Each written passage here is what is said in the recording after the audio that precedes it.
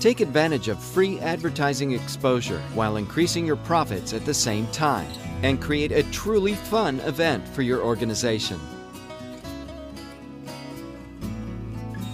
The most obvious barometer of fundraiser success is whether you met your financial goal.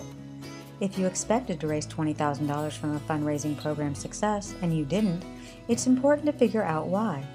Maybe the goal was set too high, or perhaps it was based on possible rather than probable profits. Oftentimes, a fundraiser product sales rep might overinflate the revenue you should expect as a profit from your fundraiser, all in their efforts to make the sale. Well, that's not your fault and shouldn't happen if you are working with a reputable company.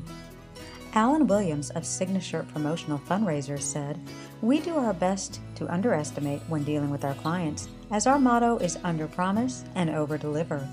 We aren't in business for just one fundraiser program, but many repeat fundraising opportunities." A sales rep may claim that you can make $50,000 on their product and you end up setting that as your goal, but maybe that's not realistic. A realistic goal needs to be based on the number of sales volunteers and members you have in your group. And you also need to look at the motivation of volunteers and administrators.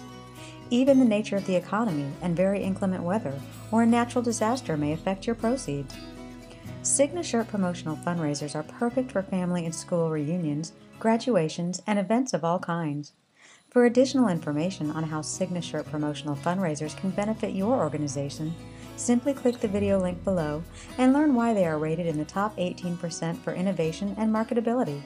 Or you can also view the Signature Promotional Fundraiser program in action at fundraiser.deco-craft.com. Learn of all of the advantages that's in store for you at fundraiser.deco-craft.com.